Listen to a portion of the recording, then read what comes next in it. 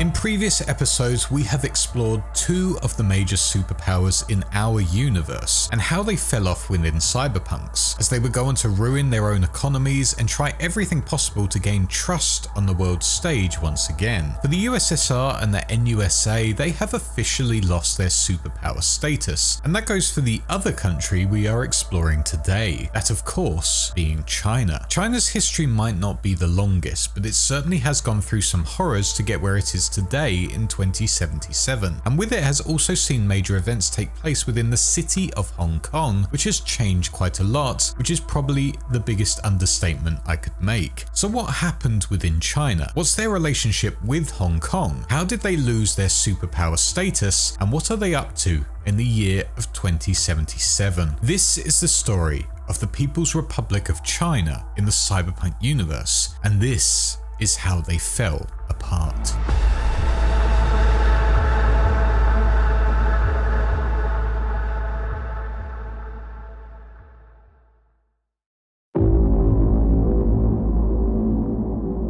The story of China in the Cyberpunk universe begins after the first civil war between the two factions of the Kuomintang-led government of the Republic of China and the new force of the Chinese Communist Party, or the CCP. This was a bloody war between the years of 1927 and 1936, and then further continued in 1945 until 1949. Whilst the Communists lost the first phase of this civil war before having to fight against the Japanese forces within World War II, they would eventually take over the whole mainland by 1949 and start putting into place their goals for the country, forcing the original government out of the country completely and forcing them to retreat to the island of Taiwan, which would just lead to further problems going forward. This of course is a brief history, and I'm not qualified enough to really talk about what actually went on within it, but it just gives you a bit of context as to what happened at this point in time and what government was in power after the war. By 1978, throughout the 1980s, China would be under the rule of Deng Xiaoping, who always had a passion for Marxism, Leninism, and with his skills as a political commissar beforehand, would help within the civil war, taking part of the capital of Nanjing. With him now in charge, Deng tried to completely overhaul all of the country's infrastructure, as well as its political system. One example of this was he would open up parts of the country named Special Economic Zones that would allow full-on capitalism. By the 1980s, Deng also extended the constitutional term limits for state officials, allowing him to be in power for a few more terms in what was now added into the country's revised fourth constitution. The one-child policy was also part of his rule to cut down on the major overpopulation crisis. An 863 program was brought in to promote science and technology, and because of all of these reforms coming in, Deng's China was moving more and more away from the communist or Maoist ideology, as well as its command economy, and opened it up to foreign investments and technology, embracing the capitalist way of doing business, and with it allowed China to become one of the world's fastest growing economies. At least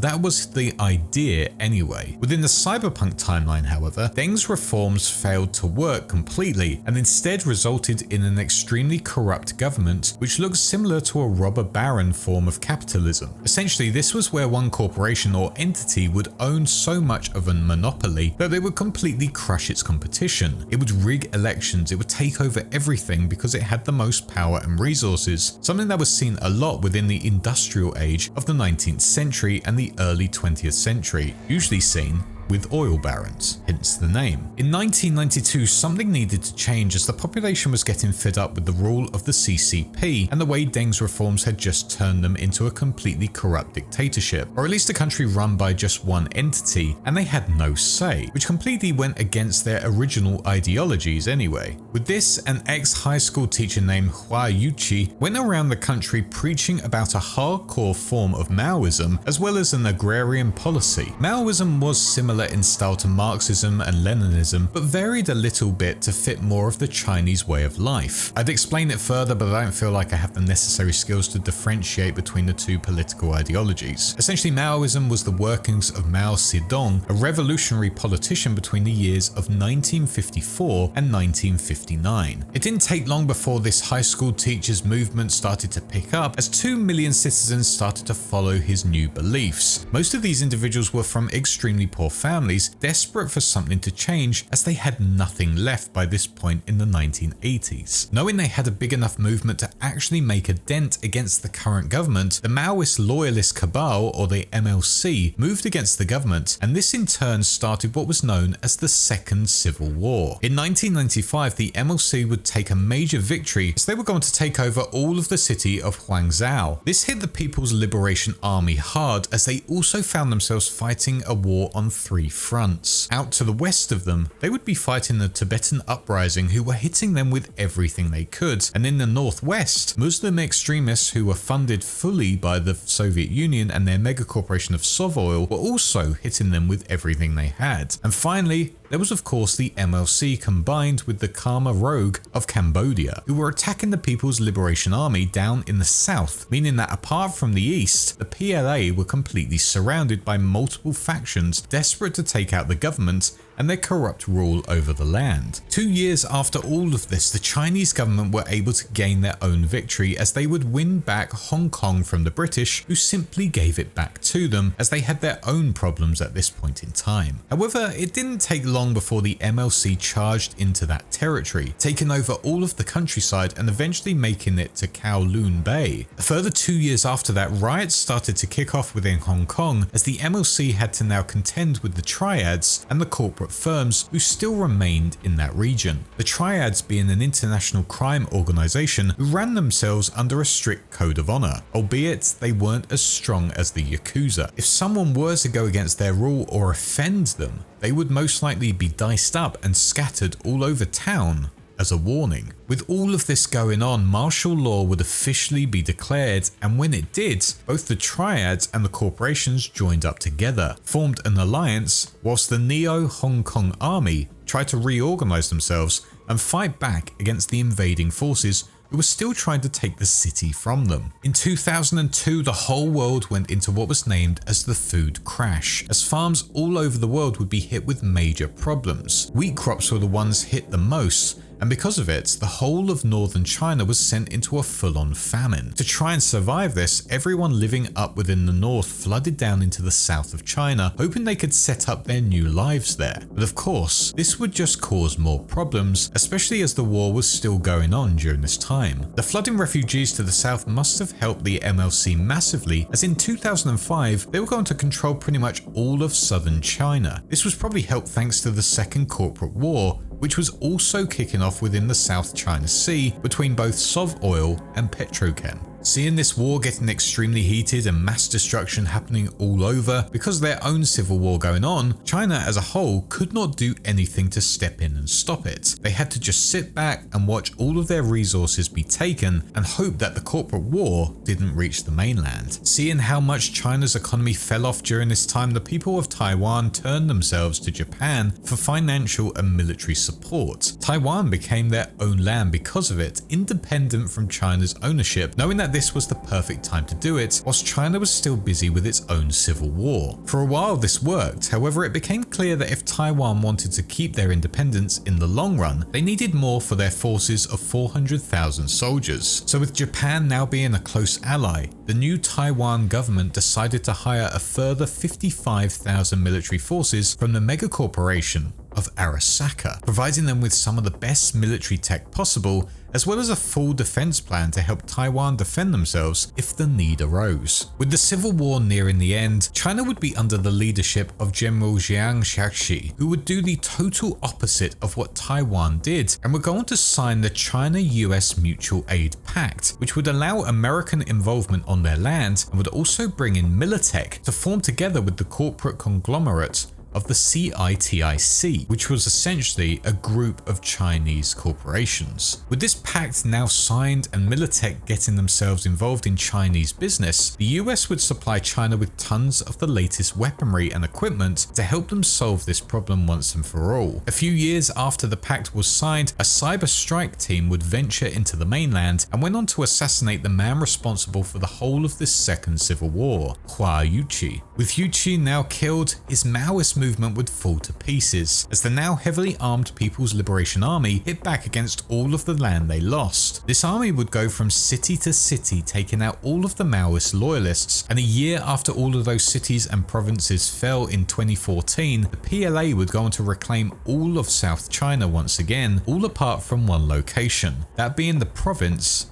of Hunan, which was still the stronghold of the remaining MLC. Despite all of Tibet fighting to the best of their abilities, they would also be destroyed by this brand new power of the American-backed Chinese forces, and the same applied to the Muslim extremists as well. Ultimately, despite looking like all had been lost for the PLA, their pact with Militech and the US government helped them get that major victory and take over the whole country once again, or at least the south anyway. The Neo-Hong Kong army would go on to change into a privatized military. The Triad Corp Alliance would also go on to completely disband, and the whole country, as devastated as it was, went back to their old system of covert trade, meaning that the 10 years of war was ultimately for nothing. For American interest, it was perfect, as they could get their foot into the Chinese markets and could to some extent manipulate what was going on inside, especially as Militech was within China's corporate cabal and had an equal vote in what got decided. Going into the 2020s, more specifically during the Fourth Corporate War, China found themselves in a really tricky situation because they were occupying a lot of Militech resources, but everyone around them, such as Korea and Taiwan, were looking to recruit Arasaka troops to potentially hit China and take those Militech assets for themselves. These areas hadn't actually stated they were going to do that, but China was becoming increasingly aware that they were extremely isolated out there, and ultimately they were a sitting duck. However, that paranoia did not last too long, as China had figured out a way to just simply profit from both sides of the war, and that helped boost their economy so much. Thanks to this growth in economy, their space program was off to an amazing start, as they were exploring the stars and experimenting up in low Earth orbit. They were also sending an absolute ton of satellite lifters to Arasaka to help them in their artillery killsat web, and most importantly, their munitions industry was making an absolute ton of profit. For many years, Chinese weapons were considered cheap and cheerful, but the worst choice compared to Japanese weaponry. But that price point was more important during this war. Chinese ones were so affordable that they sold millions, and that helped them to just gain a big boost in their overall economy. It was also said that Chinese weapons were the only ones available for purchase during this time, maybe because Arasaka and Militech did not have the time to make their own equipment and had to get it from a third party. That, or they were just using it in the war, and for anyone that wanted a gun on the streets in America or something like that, they only had Chinese weapons that they could buy. Sounds extremely safe if you ask me. Just before the peak of the Fourth Corporate War, out within Hong Kong, its whole computer network had been somewhat taken over by artificial intelligences who had set up their regions as safe havens, and with that would expand out even further, infesting all of the abandoned and active computer systems in the area. China saw all of this going on and knew they had to do something about it, but their business was too important and they simply could not turn off the nets to resolve the issue. So instead, they just had to ignore it and hope it did not get any worse. To some extent, China was lucky as the AI regions did not expand any further, but over the years they did start to develop their own culture and became more and more sentient over time. As the Fourth Corporate War got more intense, a bioengineered plague would go on to be unleashed out within Hong Kong. It is unknown the intention behind it or what the target actually was, but as it hit the city, it would turn all of it into a complete wasteland, wiping out any and all life that inhabited the great city. China, witnessing this, took immediate action and put up a 100-foot wall around the whole city to make sure none of the disease could escape its walls. To this date, nothing exists in Hong Kong anymore. It is just a wasteland surrounded by a gigantic wall to ward off anyone going in. However, with that said, within 2025, the AI of Alt Cunningham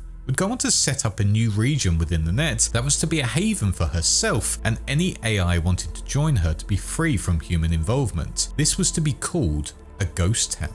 This loss of Hong Kong had major effects on the Chinese economy despite everything they had built up during the peak of the war. However, it was the fierce battles in the Mongolian Plateau and South China Sea that were taking place within the year of 2045 that really affected the Chinese economy, as they had exhausted all of their resources to fight within those deadly battles. Because of everything that had happened after the Fourth Corporate War, there was no real money going back into their economy. Their resources were being extremely stretched. They weren't really making any munitions to sell internationally, at least not to the level that they were doing in the Fourth Corporate War, and it seems Militech and the US had retreated back to their homeland, with it looking like all Militech involvement within China had come to an end, as they were now fully nationalized by the NUSA government. Kang Tao had risen to the game during this interwar era, however, which did allow China to stand out on the world stage still, especially as they were still much cheaper weapons than that of Arasaka and Militech, and they had been creating new technologies such as the smart pistol. However, whilst that was massively helping the corporation to path their way to ultimate success, it was not helping China's overall economy or helping its society function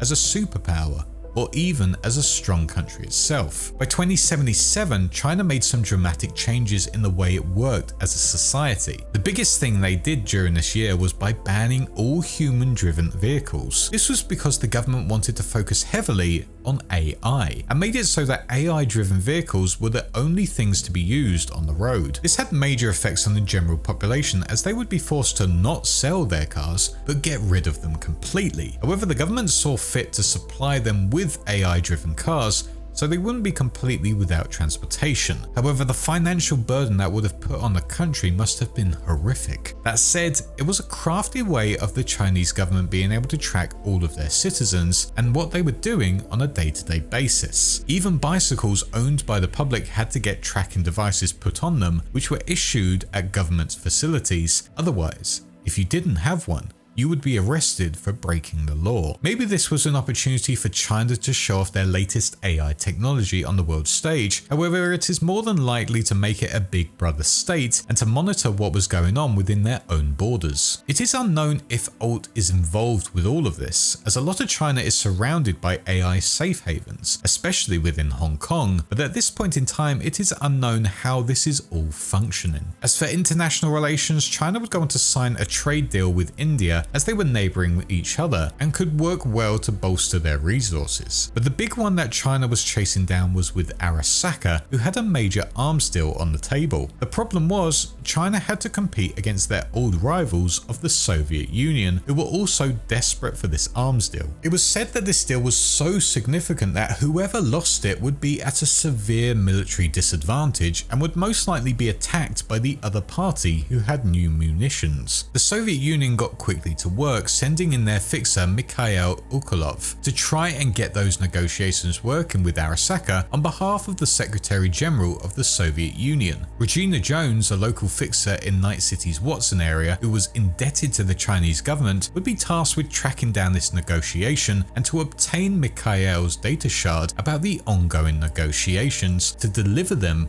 to the Chinese authorities who organised this gig in the first place. Jones would of course hire the expertise of V, who would go into the penthouse Ukolov was inhabiting and would steal the data shard. It is unknown what the outcome of this gig was ultimately, but it was most likely that the USSR would lose out majorly to the Chinese, who were going to secure that deal with Arasaka. That said, it isn't guaranteed. Arasaka hasn't had a great history with the Chinese government, so they would have to have a major selling point to help them stand out compared to the USSR. That, or they'd have to take out the USSR completely, so Arasaka only have one option. But maybe that will be something that will be explored at another time. For now, China is in a weird position.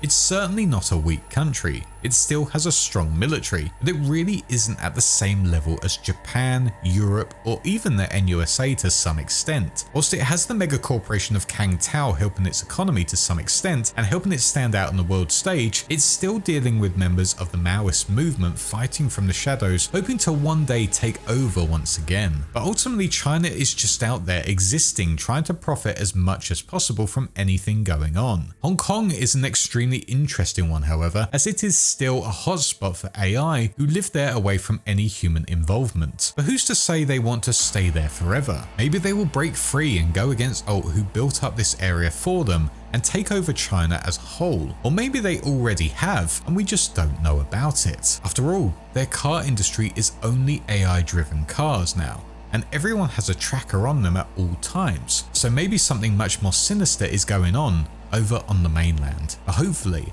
that is something we will explore at a later date. For now, this has been the history of China within the Cyberpunk universe and how it fell into utter chaos during the 90s and 2000s.